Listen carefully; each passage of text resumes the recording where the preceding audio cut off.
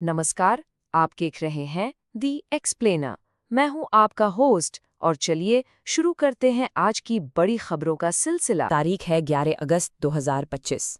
आइए एक नज़र डालते हैं आज की अहम सुर्खियों पर। सबसे पहले अर्थव्यवस्था से एक बड़ी और चिंताजनक खबर।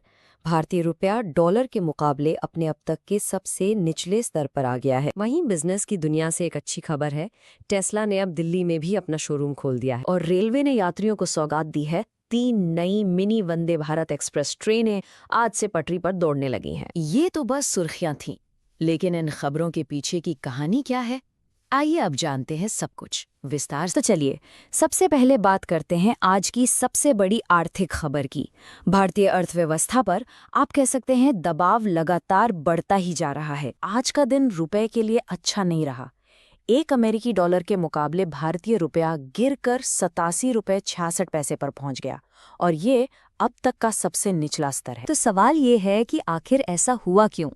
देखिए, इसके पीछे जो सबसे बड़ी वजह बताई जा रही है वो है अमेरिका का नया दाव। अमेरिका ने कुछ नए टैरिफ लगाए हैं जिससे बाजार में एक बेचैनी का माहौल बन गया और रुपए पर जबरदस्त दबाव पड़ा। हालात को संभालने के लिए रिजर्व बैंक ऑफ इंडिया को भी मैदान में उतरना पड़ा है और इस पूरी उथल-पुथल का असर वो बाजार पर साफ दिखाई दे रहा है।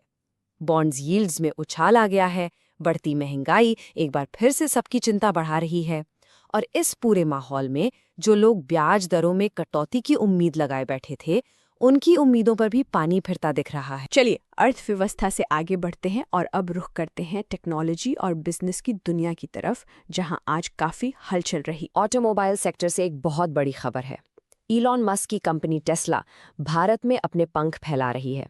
मुंबई के बाद आज दिल्ली के एरो सिटी में टेस्ला ने अपना दूसरा शानदार शोरूम खोल दिया है। ये दिखाता है कि भारत का इलेक्ट्रिक व्हीकल मार्केट उनके लिए कितना जरूरी है। तो एक तरफ ये नई और चमचमाती टेक्नोलॉजी है और दूसरी तरफ हैं हमारे पारंपरिक उद्योग जो खुद को बदलने की कोशिश कर रहे हैं।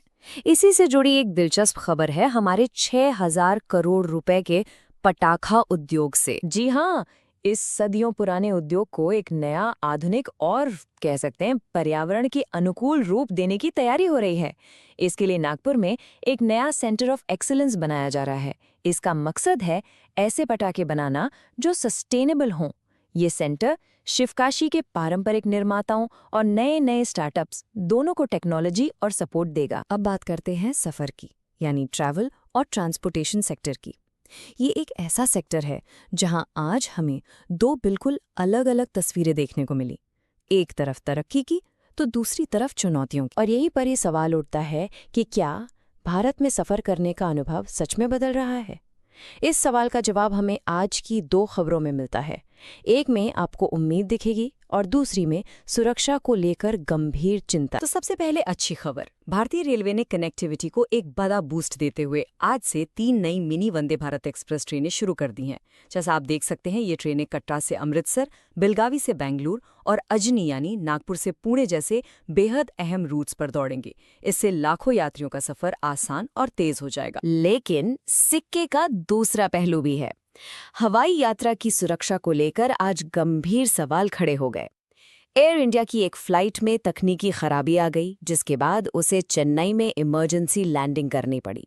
फ्लाइट में सांसद केसी वेणुगोपाल भी थे और उन्होंने समेत कई यात्रियों ने इस घटना पर गहरी चिंता जताई है और एयरलाइन से जवाबदेही की मांग की है। अब जरा देश के सियासी गलियारों का भी जायजा ले लिया जाए। देखते हैं कि राजनीति और नीति के मोर्चे पर क्या कुछ चल रहा है। पहली खबर राजधानी दिल्ली से है। दिल्ली सरकार ने शहर को एक ग्लोबल फिल्म हब बनाने के लिए एक नई फिल्म पॉलिसी का ऐलान किया है। इसके लिए 30 करोड़ रुपए का एक फंड भी बनाया गया है।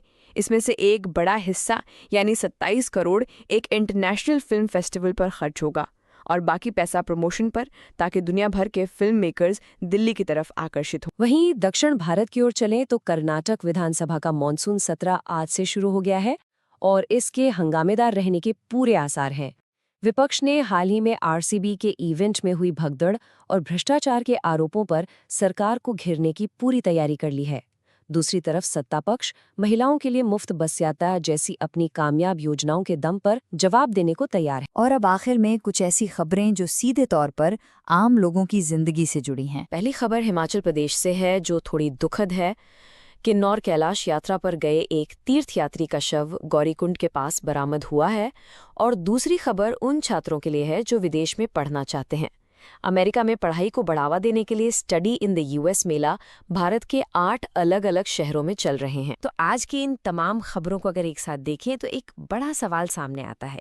एक तरफ विकास की तेज रफ्तार है, नई नई ट्रेनें हैं, बड़े बड़े वैश्विक कंपनियां भारत आ रही हैं, नई नीतियां बन रही हैं, और दूसरी तरफ गंभीर चुनौतियां भी मुंह बाए खड़ी हैं, गिरता हुआ रुपया, सुरक्षा पर उठते सवाल। तो इन दो तस्वीरों के बीच 2025 का भारत आखिर किस रास्ते पर आगे बढ़ रहा है?